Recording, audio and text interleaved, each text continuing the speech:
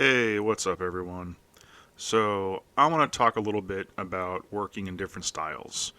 This isn't really going to be a tutorial video, but more of an artist insight with random clips of drawings that I'm currently working on. To those that don't know, most artists don't only work in one medium or use only one technique. Well, for example, Leonardo da Vinci was a painter, sculptor, architect, and mathematician. Michelangelo was a painter and sculptor as well. Part of the journey of being an artist is always trying to find new ways to keep your work interesting and how to do things more efficiently while expanding your creative output. Wow, that sounded really rehearsed, but I'm serious. You should always be trying new things to challenge yourself. So when I first started drawing as a kid, I used pencil almost exclusively. And as a kid, I was kind of scared to ink my drawings since I thought messing up with inks would be permanent. Eventually, I learned to love inking, and for years it was my favorite medium to work in. At some point, though, I wanted to color my drawings, so I started to make copies and used color pencils and Copic markers. These days, though, I do everything, pretty much almost everything anyway, digitally because, well, it's faster, cheaper, and there's a lot less room for error. I primarily use a Wacom tablet and digital pen, which is pretty much kind of works exactly the same way as using an ink pen or pencil on paper.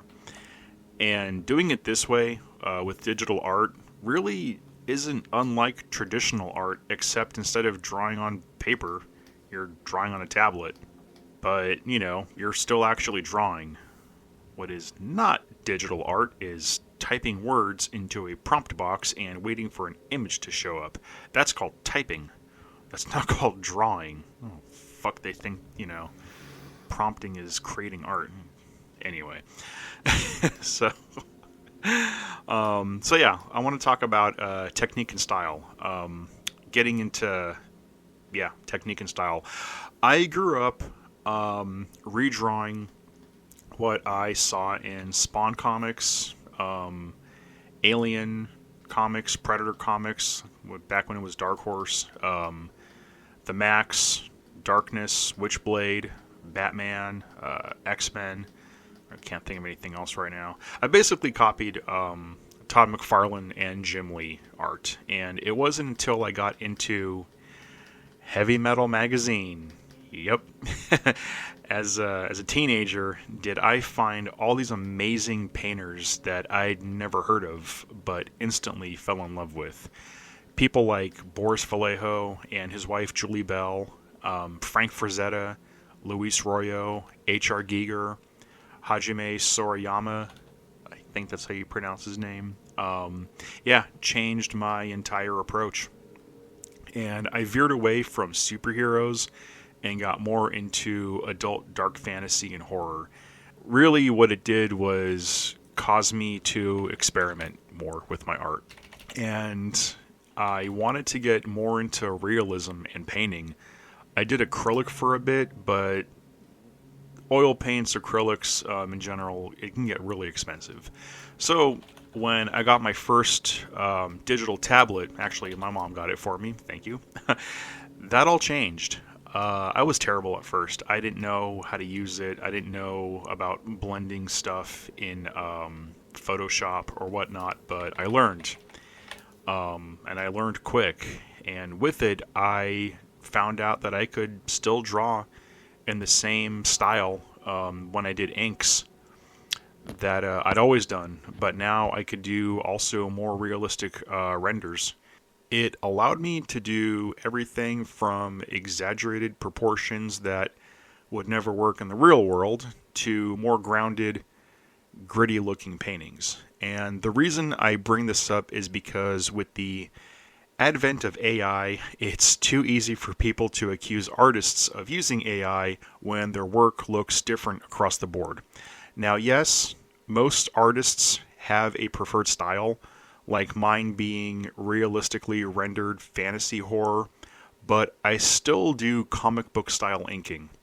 Lately, I've been playing around with simple, faster paced pinup art, kind of like this one I recently did. That was in my last video, of Psylocke from X-Men.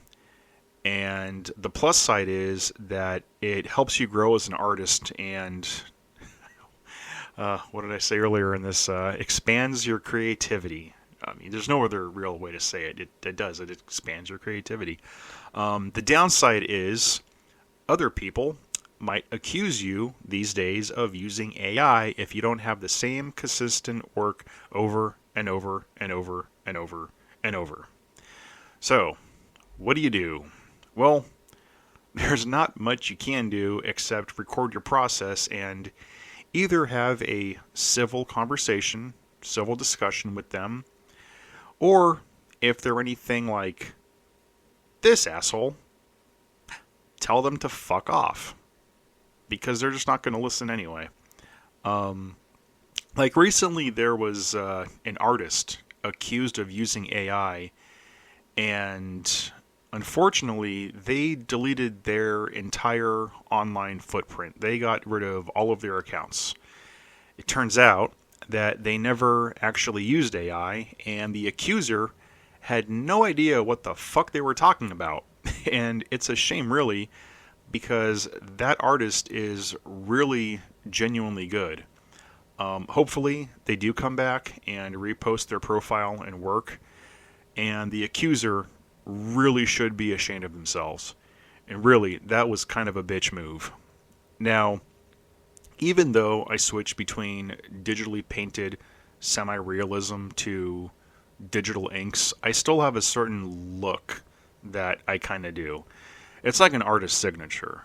I draw a lot of three-quarter poses and wide movements, like arms open or legs up or open or limbs bent.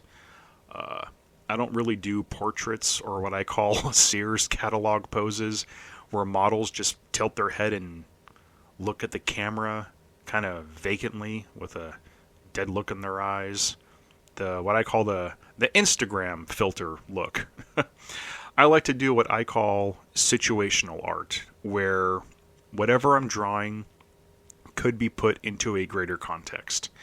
However, and this is the exception, if I'm doing pinup art, I just like to go with what accentuates the character model's features the most, which is usually face, boobs, and butt. You know, like most pinup art. Now, everything I said will have exceptions, and that's the great thing about art. There's no hard set rules you need to strictly follow. You can do whatever you want, and really that's what it comes down to. Most of the time, if I'm doing stuff for clients, I'll ask them what style they want me to do the artwork in, and if they want me to choose on my own, I'll do a sketch, do digital ink line art, set up color flats, and then play around and see if realistic rendering works better or comic book inks or whatever. I jump back and forth between both styles. It's always, good to give yourself options. And that's sort of what it comes down to, is giving yourself more tools to use at your disposal. So I encourage everyone to play with things they may not used to be using, like charcoal, clay, oil paints, a digital tablet. Hell, setting up a photography shoot with props and models and proper lighting, 3D rigging, and digital sculpting. Notice how I didn't mention bullshit like AI prompting. I'm talking about things that require you to use a skill combined with the basic motor functions of hand-eye coordination to create a piece of art. See, art is more than just the final product. Final products are just that, final. They're commodities that can be bought, sold, and repurposed. People concerned and obsessed with products don't give a shit about their investments, since all they care about is the next product. It's a completely soulless, empty, vapid, brain-dead mindset. And kind of why Marvel movies and Star Wars has sucked so bad lately. So no, art is about the process. And no, I'm not talking about some asshole throwing a temper tantrum while trying to open a can of tomato soup in the middle of a crowd and calling their mental breakdown performance art. Jesus fucking Christ. I'm talking about the drawing process, the sculpting process, the crafting process, the process of creation. Anyway, that's all I really wanted to cover for this kind of short video. If you like my work, please hit that like and subscribe button.